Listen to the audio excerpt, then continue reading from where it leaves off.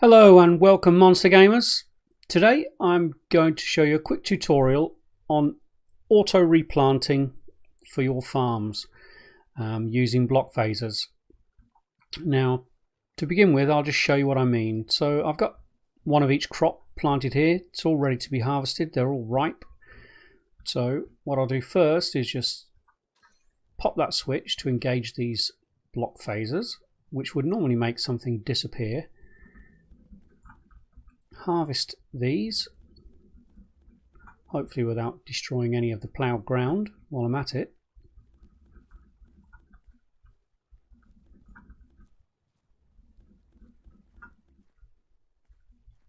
Now normally after you've harvested these you'd have to stick a load of them into a processor to get more seeds, then replant. But flick this switch again, voila, all replanted and ready to grow.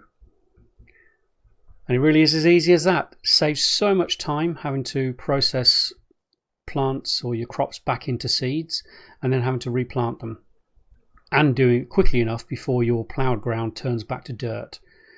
So how is this built? Bear with me and I'll show you. So what I'll do is give you a demonstration just using the wheat seeds. So for this instance I need one block phaser, 8 seeds, a plough, a switch, some water and a block to put the switch on. Whoops, wrong button. There we go. So what we do then is just start with putting our block phaser down. Oops, accidentally switched on. There we go. Point it along the ground. So if we look at our wiring tool, we can see that it's facing this way. We'll pop our block down and put a switch on it, and I'll connect that up to that. Ready to go. Then what we need to do is get our ground ready to plant our seeds.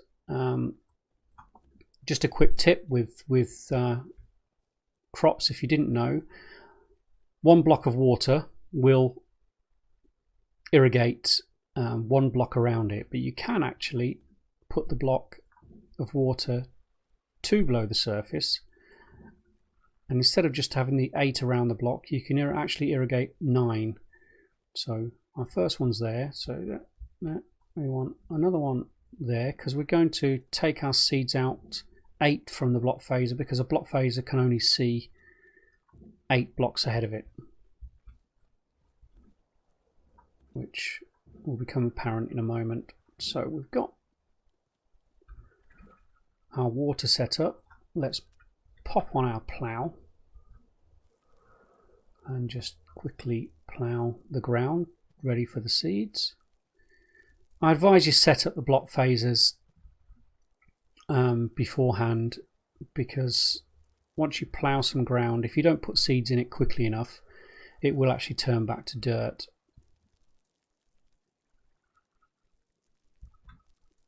I've lost count. How many is that? I'll do one more, then I'll count them. One more. Okay, so that's our ground ready for planting.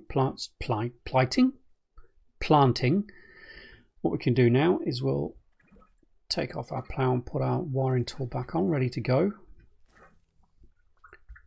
Plant our seeds.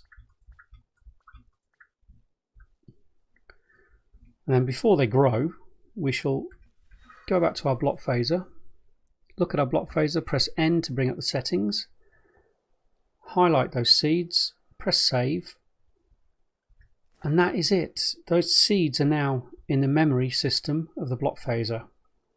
And because the seeds aren't picked up, they naturally change into something else. They don't clear the block phaser's memory once they start growing. So once they're ripe, you can harvest those seeds, and then the block phaser will replant the seeds. Now, one thing you must remember to do before you harvest your fully grown crops is to engage the block phaser. As you can see, when you engage a block phaser, it makes the blocks that are in its memory disappear. When you disengage a block phaser, they reappear. If you leave the block phaser in this position and harvest fully grown crops, it will wipe the memory of the block phaser and it will stop working. So engage the block phaser, then harvest, then disengage the block phaser, and your seeds will reappear. And it really is that simple. You can do it with any number of block phasers attached to one switch, and it saves an enormous amount of time. And that's really it. So if you enjoyed the video, found it useful, please still can't talk, please press the like button, subscribe for more tutorials, leave a comment if you know of any other useful things we can do with block phasers or a better way to do what we've shown, and I'll reply to all comments in there. Thank you very much for watching, and bye for now.